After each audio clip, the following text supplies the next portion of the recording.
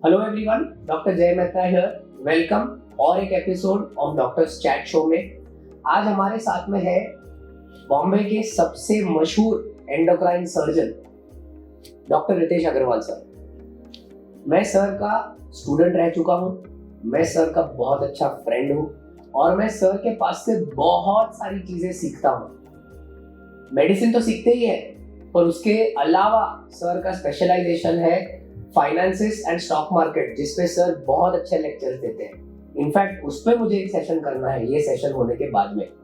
But आज हम बात करने वाले हैं एक कॉमन टॉपिक पे जिसमें सर सुपर स्पेशलिस्ट है और वो है थायराइड।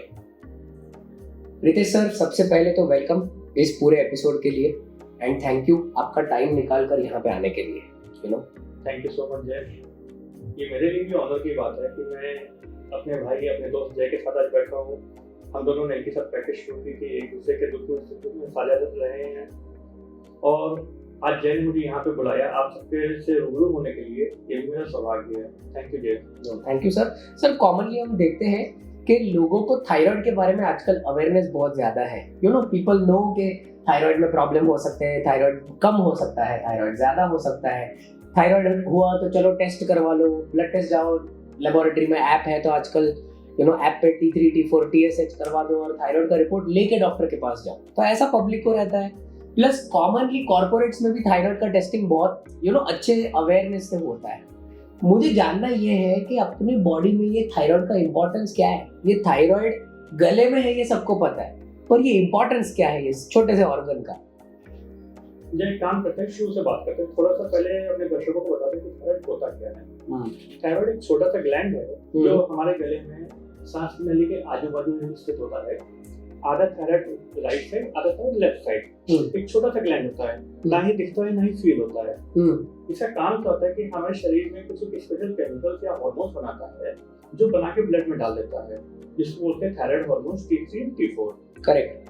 जब ये ब्लड में डाल देता है तो ब्लड के थ्रू पूरी बॉडी में फैल जाता है, सर से लेके पैर तक फैलता है और ये देखा जाए तो ये पूरे शरीर को कंट्रोल करता है। हमारे मस्तिष्क यानी कि ब्रेन को कंट्रोल करता है, हमारी आंखें हैं, हमारे गले में तो थायराइड है ही है, हमारा हार्ट है, हमारा डाइजेशन है, हमारा स्टमक, हमारी पाचन क्रिया, हमारा मोशंस यानी कि संडास होना, हमारा फर्टिलिटी, चलना फिरना, normal power, muscle power etcetera, ये सब थायराइड कंट्रोल करता है। मतलब सब कुछ कंट्रोल करता है। तो कहने का मतलब एक छोटा सा ऑर्गन है बट इसका मास्टर ऑर्गन है। ओके। तो अब जैसे आपने पूछा थायराइड के टेस्ट कॉमन हो गए, थायराइड के बारे में लोग अब जानने लगे, ये बहुत अच्छी बात है एक्चुअली। देखा जाए तो आज से तकरीबन 20 या 25 साल पहले लोगों में इतनी अवेयरनेस नहीं थी और उसका एक रीजन और भी था कि थायराइड की टेस्टिंग इतनी कॉमनली अवेलेबल नहीं थी। राइट। आज के समय में थायराइड की टेस्टिंग इजीली अवेलेबल है, सभी लैब्स में, सभी बड़े हॉस्पिटल्स में। करेक्ट। तो कॉमनली टेस्टिंग हो जाती है और समय में बीमारी उसकी पकड़ में आ जाती है। तो जैसे आपने टेस्टिंग से पूछा और बीमारी का पूछा तो क्या क्या हो सकता है। पहले थायराइड के सिम्टम्स के बारे में समझते हैं। थायराइड से जो केमिकल निकलता है तो जाहिर सी बात है कि इसकी बीमारी दो प्रकार की हो सकती है। एक वो जिसमें केमिकल कम हो जाए, बराबर, और एक वो जिसमें केमिकल ज्यादा हो जाए, बराबर। वो मेडिकल भाषा में अगर आप सोचेंगे तो एकदम सिंपल है। जब कुछ ज्यादा है उसको हम बोलते हैं हाइपर, बराबर, और जब कुछ कमती है उसको बोलते हैं हम हाइपो। बिल्कुल सही है। दोनों चीज थायराइड को अफेक्ट करती है और दोनों चीज का सिम्टम्स अलग अलग रहता है। तो जब ज्यादा हो जाता है केमिकल यानी कि हाइपर हो जाता है तो उस समय शरीर का मेटाबॉलिक रेट बहुत ही हाई हो जाता है, जिसकी वजह से शरीर में जितना भी न्यूट्रिशन है वो खत्म हो जाता है। शरीर बिल्कुल सूख जाता है, पेशेंट बिल्कुल दुबला हो जाता है, उसका वेट काफी ज्यादा गिर जाता है, वो भी एकदम से। उसको लूज मोशन होने लगते हैं। जैसे सामने जो बैठे हुए हैं तो लगता है कि दिल दोनों तो धड़कन कर रहा है, एंजाइटी बहुत ज्यादा होती है, बहुत ज्यादा टेंशन लेते रहते हैं पेशेंट्स, आंखें बाहर को निकलने लगती हैं और हाथों पैर में कपकपी होने लगती है। अच्छा। जी हाँ। और वहीं उसके उल्टे अगर हाइपर हो जाता है यानी कि पेशेंट केमिकल या थायराइड हार्मोन्स कम हो जाते हैं तो उस केस में पेशेंट का शरीर फूलने लगता है, पेशेंट के हाथ पैर में स्वेलिंग रहती है, उसका वजन बढ़ने लगता है, पेशेंट को डलनेस होती है, वीकनेस फील होती है, लेथार्जी होने लगती है, कुछ भी काम करने का मन नहीं करता है। आप देखो घरों में बहुत कॉमन सी ये बात है कि लेडीज हैं, काम कर रही हैं, शाम तक बोलते हैं कि आज हाथ पैरों में बहुत दर्द हो रहा है, काम करने का मन नहीं कर रहा है। बराबर। अक्सर ऐसा होता है कि उनका जब टेस्टिंग कराई जाती है तो उसमें थायराइड की प्रॉब्लम निकलती है। अच्छा जी सर, एक चीज काफी बार हम देखते हैं, जब हम रिपोर्ट्स देखते हैं तभी पता चलता है कि थायराइड का रिपोर्ट एबनॉर्मल है। बट पेशेंट को अगर बात करते हो बोलते हैं कि सर ऐसा कुछ मुझे फील नहीं हुआ, क्या ये चीज कॉमन है? जय आपने बड़ा टेक्निकल क्वेश्चन पूछा है। तो इसमें क्या होता है कि इसमें हम लोग जो है सिम्टम से कोरिलेट करते हैं थायराइड पर वैल्यूज को। अगर सिम्टम जैसे नहीं है, शुरुआती अवस्था में होता है खाली केमिकल्स में डिस्टर्बेंस होते हैं जो ब्लड रिपोर्ट्स में आते हैं, बट शरीर में कुछ सिम्टम्स नहीं है, तो उस केस में हम उनको पेशेंट को लगातार वॉच पे रखते हैं। हर महीने या 2 महीने बाद टेस्टिंग कराते रहते हैं, और अगर हार्मोन्स के लेवल ज्यादा चेंज होते रहते हैं तो हम फिर दवाई स्टार्ट करते हैं। अच्छा, अगर जैसे हार्मोन्स के लेवल एक लेवल पे तक बने रहते हैं, ज्यादा खराब नहीं होते हैं और सिम्टम्स भी नहीं है, तो हम उसको रेगुलरली फॉलो करते रहते हैं। अच्छा, एक और चीज मुझे पूछना है ये थायराइड को लेके। काफी बार जब थायराइड बड़ा हो जाता है, मैं अपन लोग बात करते हैं तो वेडिंग्स में या कोई भी सोशल गैदरिंग में जब हम मिलते हैं एक दूसरे को, तो एक थोड़ा सा यू हैव दिस के थोड़ा सा नेक में कुछ तो स्वेलिंग जैसा है कि भाई नेक का एक पार्ट में कुछ तो बड़ा दिख रहा है, वो लोगों को समझता नहीं है एज सच। तो मैं सपोज आपको कुछ थायराइड का प्रॉब्लम है, आप कुछ खा रहे हो या बात कर रहे हो तो ऐसा लगता है कि शायद गले में कुछ गड़बड़ है। ऐसा कुछ गड़बड़ लगा तो नॉर्मली पेशेंट के माइंड में ऐसा रहता है कि वो थायराइड का गॉइटर है, वो थोड़ा गूगल करते हैं आजकल एंड उनको नेक्स्ट कोरिलेशन सीधा है कि वो कैंसर है। सो मैं चाहता हूँ कि आप इसके बारे में, स्पेशली ये जो गॉइटर है या थायराइड जब बड़ा हो जाता है, उसके बारे में प्लीज थोड़ा बताइए। जय भाई, आपने बहुत अच्छा क्वेश्चन पूछा है ये। इनफैक्ट बहुत से लोगों को जो है जैसे वो वर्ड देखते हैं अपनी किसी भी रिपोर्ट में गॉइटर की, तो गॉइटर वो उनको इतना कठिन वर्ड लगता है, उनको लगता है कि बस कैंसर हो गया है, जबकि ऐसा नहीं है। गॉइटर का लिटरल मीनिंग होता है हिंदी में झींगा, और सिर्फ इतना सा अर्थ होता है उसका कि थायराइड का साइज बढ़ गया है। वो साइज देखो किसी भी वजह से बढ़ सकता है। करेक्ट। वो साइज तो कई बार हार्मोन्स की बॉडी में रिक्वायरमेंट बढ़ती है उसकी वजह से बढ़ जाता है। वो साइज कभी कभी छोटी छोटी गांठें होती है जिसको नोडुल्स बोलते हैं उसकी वजह से बढ़ जाता है। कैंसर देखा जाए तो गॉइटर्स में कम होता है, बहुत कम होता है, ज्यादा नहीं होता है। अच्छा, तो एकदम से डरने की जरूरत नहीं होती है। हाँ, चेकिंग कराइए, टेस्टिंग कराइए, पर डरने की जरूरत बिल्कुल नहीं है। झींगा या थायराइड का गॉइटर जब होता है तो उसमें कभी कभी एक ही तरफ होता है, कभी कभी ढेर सारे नोडुल्स बन जाते हैं जो दोनों पर बड़ा बड़ा फॉर्म ले लेते हैं, और उसकी वजह से गला काफी बड़ा फील होने लगता है, गला बड़ा हो जाता है। पर डरने की बिल्कुल भी जरूरत नहीं है। सिंपल टेस्टिंग अवेलेबल है। एक ब्लड की टेस्टिंग करनी है जिसमें आपका थायराइड हार्मोन का लेवल पता लग जाएगा। एक सोनोग्राफी करनी है जिससे हमको आगे का गाइडेंस मिल जाएगा कि आगे क्या करना है। राइट। ये एक मेरे माइंड में क्वेश्चन चलते रहता है काफी बार, ये मैंने आपको भी पूछा है, और हम देखते हैं क्लिनिकल प्रैक्टिस में मान के चलिए थायराइड में कुछ प्रॉब्लम है, मान के चलिए थायराइड में एक गॉइटर है या नोड्यूल है, पकड़ के चलिए। हमने काफी पेशेंट्स का आपके साथ में कंसल्टिंग करवाया है ये नोड्यूल्स को लेके, क्योंकि आप एक जनरल सर्जन हो and then you are a cancer surgeon and then you are a super specialised endocrine cancer surgeon. मैं ये जानना चाहता हूँ कि इतना सुपर स्पेशलाइजेशन करके definitely your skill set is much higher, उसमें तो कोई डाउट नहीं है, पर एज अ पेशेंट, मैं एक कॉमन आदमी हूँ, मैं एक पेशेंट हूँ, मैं अपने आप को जब मुझे थायराइड का कोई प्रॉब्लम लगे तो मैं एंडोक्राइन सर्जन या एंडोक्राइन सुपर सर्जन के पास में मुझे क्यों जाना चाहिए? मैं क्यों कोई लोकल डॉक्टर या क्यों मैं कोई सिर्फ जनरल सर्जन के पास में जाके इस चीज का इलाज अच्छी तरह से नहीं कर सकता? ये भी आपने एक बहुत ही अच्छा और डिफिकल्ट क्वेश्चन पूछा है। ये डिफिकल्ट है, मैं मानता हूँ। चलो इसको शुरुआत से थोड़ा सा समझते हैं। थायराइड मतलब स्पेशल ऑर्गन है। अब स्पेशल चीजें हैं तो स्पेशल तरीके से ट्रीटमेंट भी होता है। थायराइड में टेस्टिंग्स का इंटरप्रिटेशन करना बड़ा मुश्किल होता है। ये इंटरप्रिटेशन होता है ना, यहीं पे क्रक्स है, हमारी सारी बीमारी की जड़ यहीं पे है कि हम उसको कैसे इंटरप्रेट करते हैं, क्योंकि सही से अगर इंटरप्रिटेशन हो जाएगा तो हम बीमारी की जड़ तक पहुंचेंगे, उसका सही इलाज करेंगे। नोडुल से तो क्या होता है कि जैसे थायराइड में गांठ बन गई, गांठ को थायराइड की गांठ को नोडुल बोलते हैं जी। नोडुल दो टाइप के होते हैं, या तो सिंगल हो तो सॉलिटरी थायराइड नोडुल बोलते हैं, ढेर सारे हो तो मल्टी नोडुलर गॉइटर बोलते हैं। हमें किसी भी पेशेंट का ट्रीटमेंट करने का इंटेंशन ये रहता है कहीं हम उसमें कोई कैंसर मिस ना कर दें जो आगे चल के बड़ा फॉर्म ले ले, पेशेंट को समस्या हो। बराबर है, यही हमारा सबसे बड़ा ध्येय होता है, सबसे बड़ा इंटेंशन होता है। तो हम नोडुल्स को पहले प्रॉपर्ली टेस्टिंग करते हैं जिसमें अल्ट्रासाउंड करते हैं, हम उसकी सुई की टेस्टिंग करते हैं जिसको एफएनएसी बोलते हैं। बिल्कुल। कुछ एक स्पेशल उसके कैंसर के ट्यूमर मार्कर्स होते हैं वो करते हैं, और उसकी बेसिस पे डिसाइड करते हैं कि इसका ट्रीटमेंट आगे क्या करना है। अब जैसे छोटे नोड्यूल्स हैं जिसमें हमको कहीं पे भी कोई सस्पिशन नहीं कि कोई कैंसर है, उसमें मार्कर्स उसके नॉर्मल है, तो हम उसको छोड़ सकते हैं, फॉलो कर सकते हैं रेगुलरली। बराबर। और जैसे अगर बड़ा नोड्यूल है, कोई भी नोड्यूल जैसे 4 सेंटीमीटर यानी कि 1.5 इंच से ऊपर हो गया, या सब नोड्यूल का साइज मिला के 1.5 इंच से ऊपर हो गया, या उसके ट्यूमर मार्कर्स बड़े हुए हैं, तो फिर देखो हमें पेशेंट को बोलना पड़ता है कि हाँ इसको शरीर में छोड़ नहीं सकते, भले ये कैंसर नहीं भी हो तो भी इसको ऑपरेशन करके निकलवाना उचित है, नहीं तो आगे चल के इसमें कैंसर में परिवर्तन होने के चांसेस होते हैं। जब हम, क्योंकि थोड़ी सर्जरी की बात निकली, इसके लिए और एक क्वेश्चन है जो हमें पूछते हैं। मैं तो गायनेकोलॉजिस्ट हूँ, तो मुझे तो थायराइड का उतना ही नॉलेज है जितना मेरे सारे व्यूअर्स को है, यू नो। बट हमें क्वेश्चन पूछा जाता है, जब कभी कोई और सर्जरी करने का बोलता है थायराइड का, तो 2 चीजों का डर रहता है पेशेंट को। एक तो मेरे नेक में है, तो सर ने बोला है वो नेक को काटेंगे, तो उनको डर ये रहता है कि नेक को काटेंगे तो मेरे को कुछ हो जाएगा। दूसरा डर उनको ये रहता है कि नेक काटेंगे तो वो दिखेगा तो यू नो मेरा फेशियल अपीयरेंस इतना अच्छा नहीं होएगा।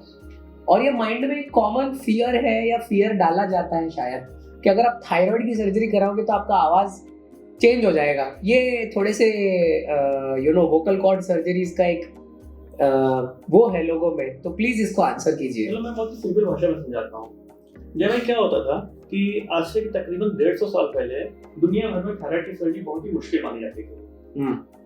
उस समय कुछ एक दुनिया में सर्जन सिर्फ 2 ही 3 लोग ऐसे सर्जन थे जो थायराइड की सर्जरी अच्छे तरीके से कर पाते थे। तो आज से 100 साल पहले अमेरिका में भी जो बड़े बड़े हॉस्पिटल्स डेवलप हुए, जैसे कि लेही हॉस्पिटल था, मेयो था, ये सब हॉस्पिटल्स अच्छे तब माने जाते थे जब वहाँ पे अच्छी थायराइड की सर्जरी होती थी। बराबर। थायराइड की सर्जरी एक लैंडमार्क बन गई थी हॉस्पिटल्स के अपग्रेडेशन में कि वो हॉस्पिटल अच्छा है क्योंकि वहाँ थायराइड की सर्जरी अच्छी होती है। Wow. This was the level of thyroid surgery. Wow. ऐसा क्यों होता है? आपने बिल्कुल सही बोला जय कि थायराइड गले में है, सबको डर लगता है हमारे गले में कुछ भी अगर कट लगेगा तो क्या होगा। करेक्ट। गले में सब कुछ है भाई, गले में सांस की नली है, गले में खाने की नली है, बिल्कुल। गले में ही हमारी बड़ी नसें खून की जो ब्रेन से ब्लड लाती हैं और ब्रेन को ब्लड ले जाती हैं हार्ट से। Correct correct. और थायराइड क्या होता है, इन सब के बीचों बीच में होता है। एक सबसे इम्पोर्टेंट प्रॉब्लम क्या होती है कि जो हमारी आवाज, जैसे मैं बोल रहा हूँ या आप बोलते हैं, करेक्ट। हमारी आवाज की जो निकलती है उसकी एक नस होती है, बहुत महीन धागे की जैसी नस होती है, ये थायराइड से निकलती है। तो ऑपरेशन के समय इसको बचाना होता है, यही सबसे बड़ा काम होता है। And that is the speciality of a person who is doing regular surgery. जो लोग डेली सर्जरी करते हैं थायराइड की, उनको पता है कि वो नस कैसे बचाई जा सकती है। यही खूबी होती है थायराइड की स्पेशलिस्ट सर्जन्स की। Oh wow. भाई आप ही हो या कोई भी हो, कोई भी व्यक्ति अपने जो है गले का अगर ऑपरेशन कराएगा तो वो ये नहीं चाहेगा कि उसकी आवाज चली जाए। बिल्कुल। इसीलिए लोग स्पेशलिस्ट के पास जाते हैं ताकि उनकी आवाज बची रहे। वाओ, ये एक बहुत इंपॉर्टेंट पॉइंट था। बिल्कुल। क्योंकि वो जो नर्व है जो आपने बताया, जिसे मेडिकली कहा जाता है रिकरेंट लैरिंजियल नर्व, करेक्ट। और वो नर्व अगर आपने सेव कर दिया सर्जरी में तो पेशेंट की आवाज को कोई प्रॉब्लम नहीं होती है सर्जरी के बाद में। भाई देखो हमें सर्जरी करनी है, हमें थायराइड भी प्रॉपर्ली निकालना है, उसको छोड़ना भी नहीं है और नर्व को भी बचाना है, तो ये थोड़े से डिफिकल्ट टास्क होते हैं। Correct correct. नहीं वो तो एक्सपर्टीज है, इसीलिए डॉक्टर्स अवेलेबल है। जब मैं यहाँ पे मैं आपको एक चीज और बताना चाहूंगा। आपने जैसे बात की आप गायनेकोलॉजिस्ट हो, मैं एंडोक्राइन सर्जन हूँ, चलो मैं आपकी बात करता हूँ क्योंकि आप गायनेकोलॉजिस्ट हो। अक्सर आपके पास पेशेंट ऐसे आते हैं जो इनफर्टिलिटी के होते हैं, जिनके प्रेगनेंसी नहीं हो रही है या मिसकैरेज होता है। जी बिल्कुल। इनफर्टिलिटी होती है, ये बहुत कॉमन समस्या बन गई है आजकल हमारे कंट्री में। बिल्कुल। एंड इसमें कई बार ऐसा देखा गया है कि पेशेंट्स का एक सिंपल ब्लड टेस्ट कराएं, थायराइड के लेवल से बहुत फर्क पड़ता है। कई बार हाइपो में या हाइपरथायराइडिज्म में अक्सर ऐसा होता है कि इनफर्टिलिटी होती है, प्रेगनेंसी रुकती नहीं है। बिल्कुल बिल्कुल। इनफैक्ट वो बहुत, कोई भी फर्टिलिटी पेशेंट के लिए थायराइड का टेस्टिंग करना एक मैंडेटरी रूल है कि आप बाकी कुछ करो मत करो पर थायराइड का टेस्टिंग करो, क्योंकि वो एक एकदम ट्रीटेबल कॉज ऑफ इनफर्टिलिटी है and easily treatable cause of infertility. I think that's a very important point. आपको एक चीज और बताता हूँ। देखो क्या होता है कि दुनिया भर में ये फेमस है कि सभी लोग जानते हैं कि कैंसर एक बहुत ही खराब बीमारी है। बराबर है। कैंसर क्यों खराब बीमारी होती है? क्योंकि ये शरीर में फैलता है, शरीर को जकड़ लेता है और कुछ भी कराएं तो कई बार ऐसा होता है कि पेशेंट की अनफॉर्चुनेटली डेथ हो जाती है। राइट। ये एक ऐसी रियलिटी जिसको जो है हम लोग नेग्लेक्ट नहीं कर सकते हैं। बिल्कुल। आप यकीन नहीं मानोगे क्या भाई, मैंने अपने प्रैक्टिस में, मैं पिछले कई साल से प्रैक्टिस कर रहा हूँ, कई डिकेड्स हो गए। Of course. तो शायद ही कोई ऐसी बीमारी जो मैंने ना देखी हो। बराबर है। सब कुछ देखा है। कैंसर जैसी बीमारी कितनी बार देखी है। तो मैं डेली भगवान से प्रेयर करता हूँ कि भगवान मुझे कभी कोई बीमारी ना दे, और बीमारी देनी हो तो कैंसर जैसी बीमारी ना दे। बिल्कुल।